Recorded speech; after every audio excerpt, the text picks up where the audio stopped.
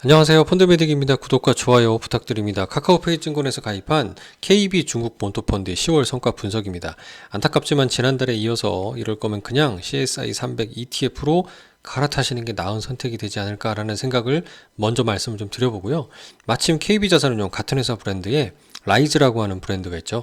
중국 본토 CSI 300이라는 ETF가 있으니까 요거 투자하시는 게 좋은 것 같습니다. 한 달간 0.4% 10월 말 기준의 성과인데요.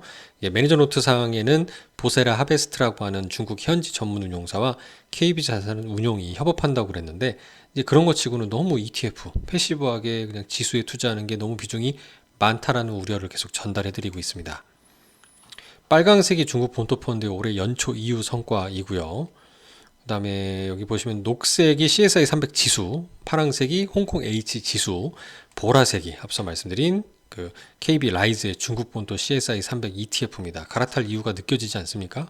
이렇게 연초 대비 무려 성과가 28%포인트 가까이 더 좋은 성과를 ETF에서 비용도 저렴하고 판매도 기간도 짧은데 말이죠. 다시 말씀드리면 브랜드 이름이 라이즈 중국 본토 CSI 300입니다. 탑10 종목에도 보면 상위 첫 번째 이렇게 투자하고 있는 종목이기도 해요. 자사의 ETF를 투자하고 있습니다. 액티브 같으면 뭐 모르겠지만 ETF가 심지어 액티브 펀드가 ETF에 투자하는 게 되게 이상하다는 말씀을 드리는 거고요. 2등에도 CSOP라고 하는 회사에 CSI 300 ETF를 투자하고 있는 게 5%, 그리고 여기 밑에도 보시면 차이나 AMC라고 하는 회사에 또 ETF CSI 300 담고 있는 게 2.43%. 하나, 둘, 세 개를 합치면 거의 20%에 가깝다는 게 문제입니다. 그냥 라이즈로 갈아타십시오. 수익률 그래프 양호합니다. 성과도 9월달 급등하고 나서 폭락하지는 않고 그냥 비슷한 수준을 가리고 있는 게 조금 찜찜한 부분입니다. 좀 더 지켜봐야 되는 게 아닌가라는 말씀을 좀 드리고 싶고요. 주요 섹터별로는 IT, 산업재 등등이 좋은 성과를 좀 보여주었습니다. 주요 섹터별로도 금융, IT, 산업재 순으로 비중이 높게 형성이 되어 있고요. 이 부분은 뭐 더 말씀 안 드리겠습니다. ETF는 좀 반성하셨으면 좋겠습니다.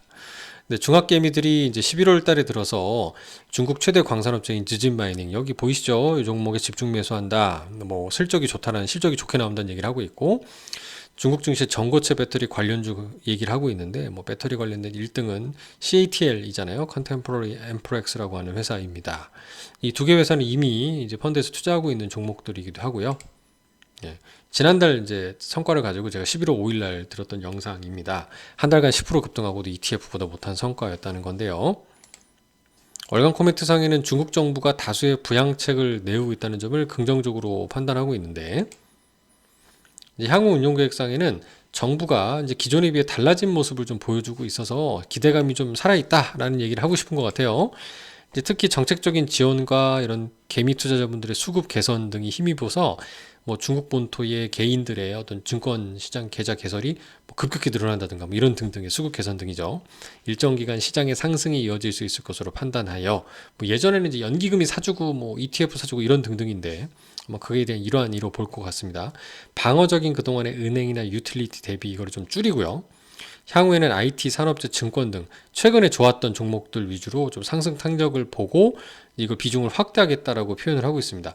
아마 시기적으로는 지금 11월 달에 광군절 이미 지났는데 광군제가 있었고, 연말에 크리스마스 시즌이 있고요. 또 연초로 가게 되면은 설날, 우리보다 굉장히 중국은 오래 쉬잖아요. 이동 시간이 오래 걸리니까 이런 거 춘절 연휴 등등을 개선해서 한 2월 지날 때까지는 계속 연휴에 뭐 소비가 좀 늘어나면서 개선이 되는 부분이 나타나지 않을까 라고 충분히 예상해 볼 수가 있을 것 같습니다. 그러니까 중국을 과도하게 지금 뭐 급격하게 매도한다라기보다는 뭐 여기에 노이즈를 주는 건 트럼프 대통령이 얼마큼 세게 이상한 정책을 뭐 때리겠다는 정책을 내는지에 달려 있겠지만, 이제 그럼에도 불구하고 미국이 금리를 낮추고 있기 때문에 중국도 충분히 금리를 낮출 만한 여유가 생기는 건 우리와 매한가지일 거고요.